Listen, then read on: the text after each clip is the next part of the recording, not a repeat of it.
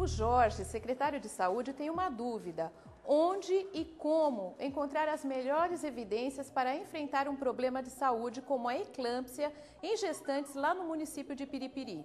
Se você também quer saber, confira o que a Verônica da Bireme apresenta. Então hoje, no mundo que nós vivemos, de sociedade da informação, existe uma avalanche de informação e de forma N de buscar, de acesso cada vez está sendo mais facilitado, embora ainda temos esses entraves.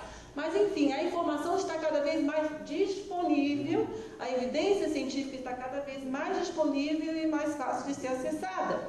A questão agora não é nem tanto a forma de acessar, é conhecer realmente aquela que é melhor, que é mais adequada, que tem um melhor nível de evidência, que você pode confiar mais nos resultados que aquela informação apresenta, os resultados dos estudos, e sim tem diferenciação na informação. Então, gente, informação não é tudo igual. Então, as revisões temáticas, elas sistematizam estudos que são primários, resumem, ou sistematizam esses estudos aqui, que seriam os primários, que avaliam os benefícios de opções para resolver problemas como de uma doença, fatores de risco de uma doença, enfim, implementação de uma opção e tal.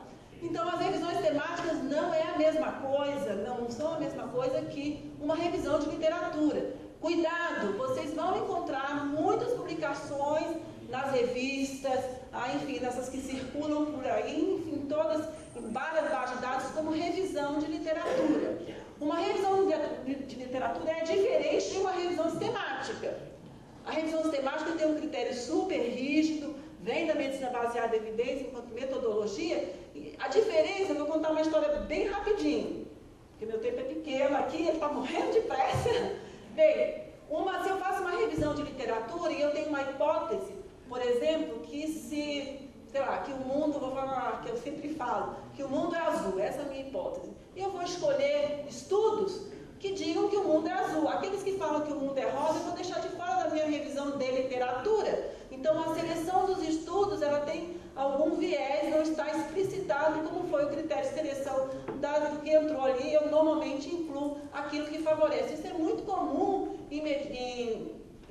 quando se quer colocar favorecer alguma medicação, algum medicamento, algum equipamento, os laboratórios costumam fazer revisões de literatura favorecendo o que ele quer promover, o que ele quer vender, obviamente.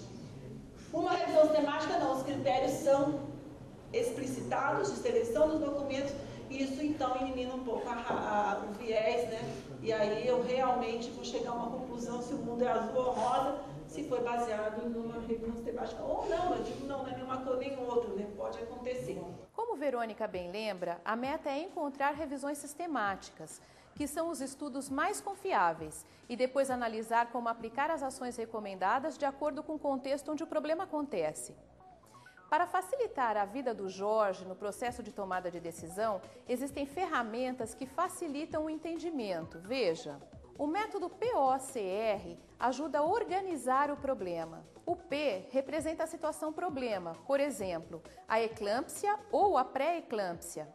Com relação ao O, a opção é o que se quer avaliar como ação ou intervenção para resolver o problema. Jorge ainda não tem nenhuma opção identificada. É exatamente isso que ele está buscando. A comparação pode ser, por exemplo, entre a suplementação de ferro na dieta em um grupo de gestantes comparada a outro grupo sem nenhuma suplementação. Resultado é o que se espera obter com a opção de ação.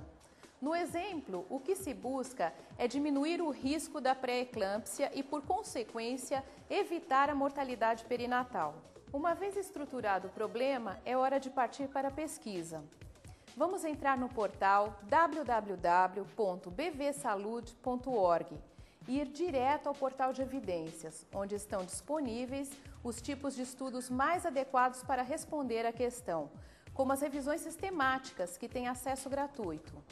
Na caixa de pesquisa, digitemos as palavras mais significativas do problema, que é a eclâmpsia. A pesquisa simples na BVS funciona com palavras que são automaticamente relacionadas. Para buscar variações de um tema, devemos usar o operador OR, por exemplo, eclâmpsia OR pré-eclâmpsia. Nesse universo de resultados, filtramos um pouco, indo direto para as revisões sistemáticas. E para afunilar mais, escolhemos os assuntos que interessam. Ainda podemos optar por ver apenas as revisões Cochrane, que são reconhecidas pela qualidade metodológica. Podemos visualizar o resumo de cada uma, para não precisar abrir todos os links e assim buscar algo que seja relacionado ao problema. Essa é uma tela de uma revisão sistemática, tem a opção em espanhol. Praticamente todas as revisões da Cochrane têm, e pelo índice chegamos às conclusões dos autores. Em algumas, temos também o resumo traduzido ao português, o que ajuda muito.